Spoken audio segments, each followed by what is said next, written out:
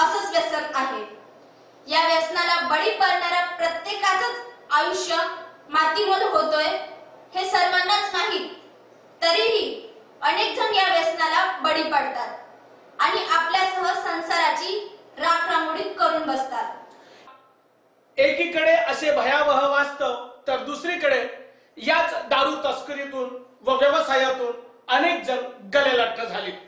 लगतच्या चंद्रपूर जिल्ह्यात संपूर्ण दारूबंदी आहे म्हणायला आहे, मात्र वारेमाप अवैध दारूचा पुरवठा याच जिल्ह्यात विविध जिल्ह्यातून दारू तस्करांच्या माध्यमातून होतोय, तर अनेकांनी स्थानिक स्तरावर अवैध दारूचा व्यवसायही सुरू केलाय आणि सामाजिक वातावरण कलुषित दूषित करण्याचा प्रयत्न चालविलाय। याच घटनेचा विरोध करीत यवतमाळ जिल्ह्यात दारूबंदीची चळवळ उभी राहिली। याच दारूबंदीच्या चळवळीमध्ये काम करणाऱ्या महिलांनी दारू तस्करांना विरोध करणे सुरू केले। मिळेल त्या ठिकाणची अवैध दारू पोलिसांना पकडून देण्याचा सपाटा लावला।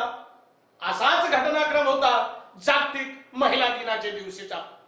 वणी तालुक्याचे ढाकोरीबोरी येथील काही महिलांनी अवैध दारू शिरपूर पोलिसांना पकडून दिली आणि मनात राग ठेवून असलेल्या दारू तस्करांनी महिलांना आडवे होऊन बेदम मारहाण केली। या घटनेची निंदा करावी तेवढी कमी आहे। या पार्श्वभूमीवर अनेक राजकीय तथा सामाजिक संघटनांनी दारूबंदी चळवळीला पाठिंबा देत घटनेचा निषेधही केला।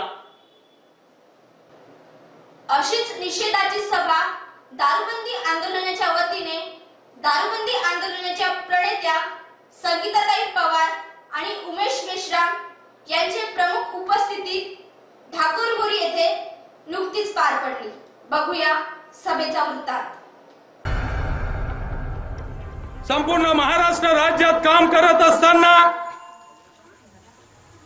हा यवतमाळ जिल्ह्यातील पहिला हल्ला नसून जागोजागी आमच्या बहिणींवर व कर्तव्यावर रचणाऱ्या पोलीस अधिकाऱ्यांवर व पोलीस आमच्या बांधवांवर असे भ्याड हल्ले होणार आहेत, होत आहेत। मग काय या हल्ल्याला घाबरून आम्ही आमच्या बहिणीच्या कपाळावरचं कुंकू पुसण्यापासून वाचवणाऱ्या,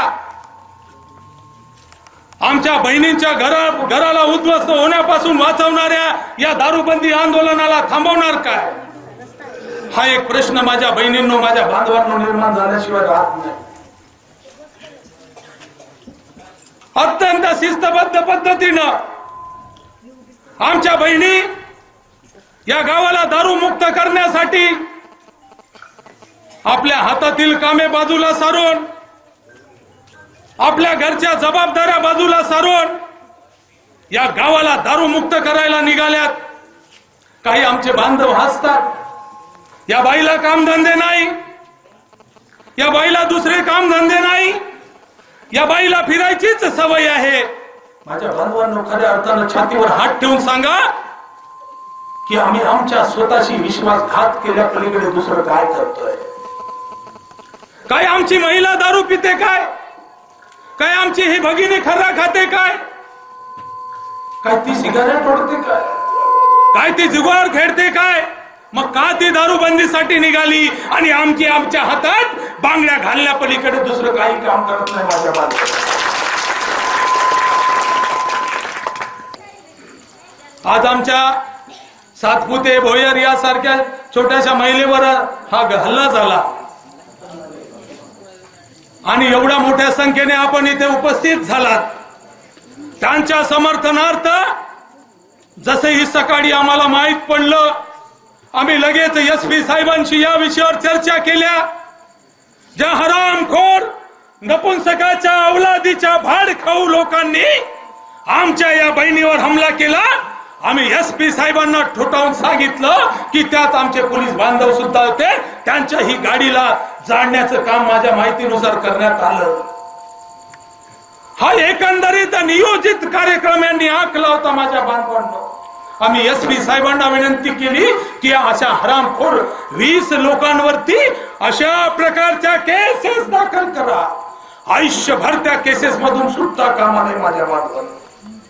आणि सकाळी त्याप्रमाणे तशाच प्रकारचं सकाळी आम्हाला एसपी साहेबांनी आश्वासन दिलं आणि म्हटलेत की घाबरू नका, या 20-25 लोकांवरती आम्ही अशा प्रकारच्या केसेस दाखल करू आणि 2 प्रकारचे रिपोर्ट्स त्यावर आम्ही दाखल करू की आयुष्यभर या केसेस मधून ते सुटणार नाही. माझ्या महिलांना विश्वास.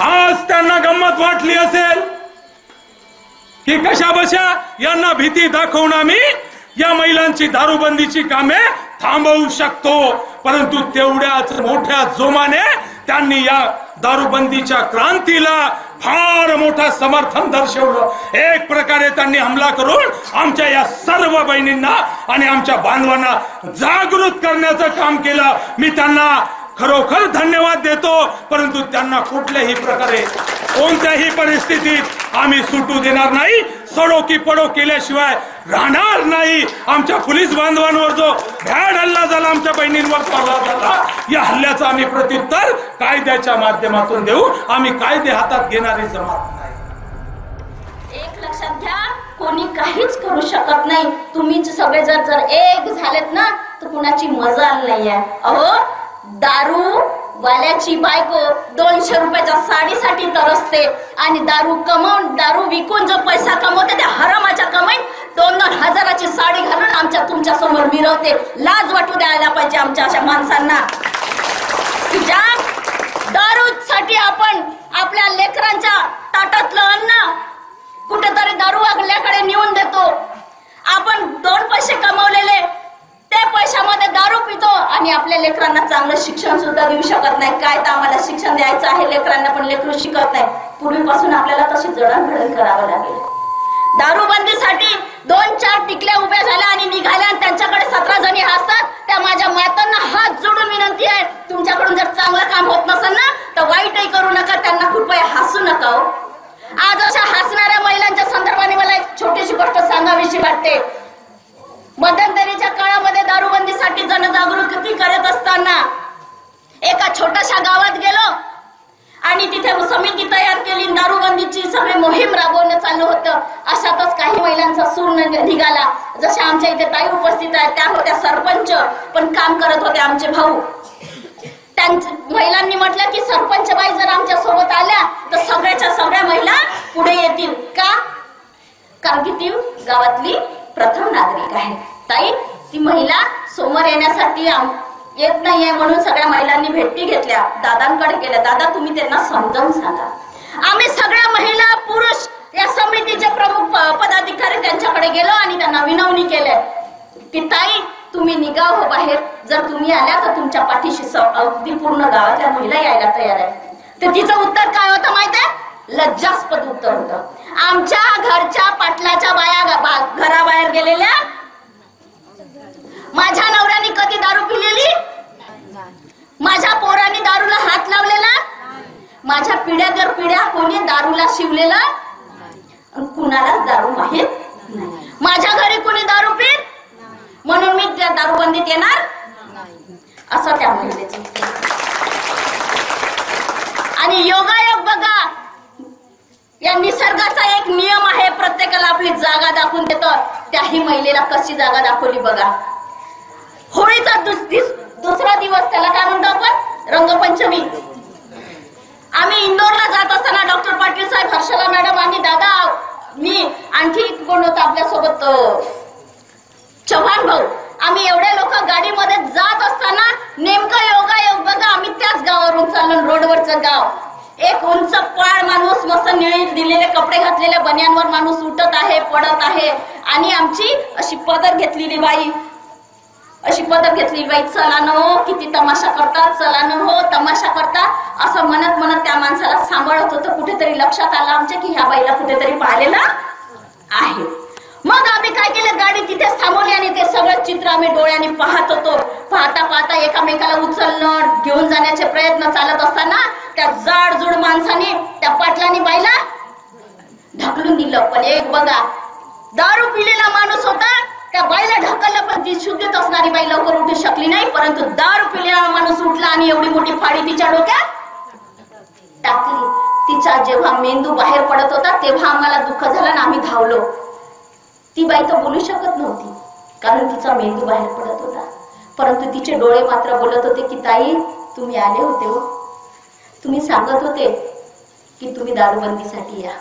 तीच ती महिला होती जिने म्हटलं होतं आमच्या घरी दारू कोणी पिली? माझ्या मुलाने कधी दारू पिली? माझ्या नवऱ्याने दारूला हात कधी? त्या महिलेवर वेळ येऊ शकते माझ्या मातांनो. आज जर तुमचा नवरा पित नसेल, उद्या पिणार नाही कशावरून?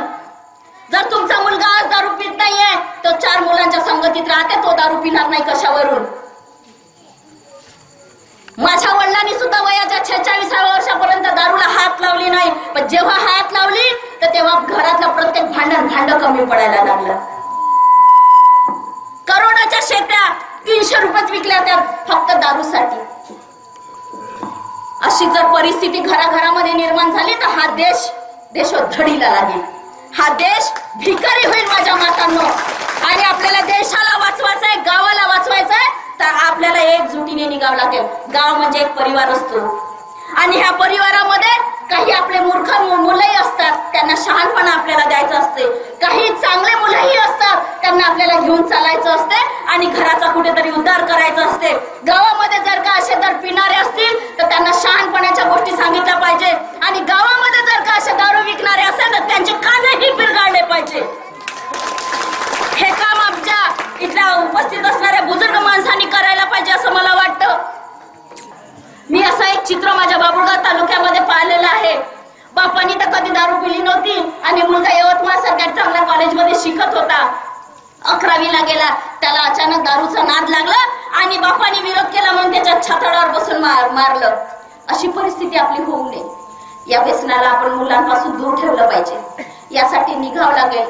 हे आपल्याला हे जे व्यसनाचं झाड आहे ते मुळापासून तोडावं लागेल आणि मुळापासून हे झाड तोडत असताना प्रत्येक माझा पुरुष, माझी बहीण, माझा भाऊ, माझा काका, माझी मावशी, प्रत्येकाच्या हाती ती कुऱ्हाड असली पाहिजे आणि ते मुळ तोडून टाकण्याची त्यांच्यात क्षमता असली पाहिजे. 1, 2, 3, 4, 10, 15, 50 महिला जर का त्या झाडाला तोडत बसले, हे वटवृक्ष आहे. हे व्यसनाचं एवढा मोठा वटवृक्ष आहे की जिथे पारंब्या जातील तिथे ते मूळ रोवतील. म्हणून आपल्याला सगळ्याला उठावं लागेल आणि आंदोलनामध्ये सहभागी होऊन संपूर्ण गाव व्यसनमुक्त करावं लागेल. हे गोकुळासारखं गाव आणि 2 लोक येतील आणि हे सगळं गाव खराब करतील. कोणी सहन करू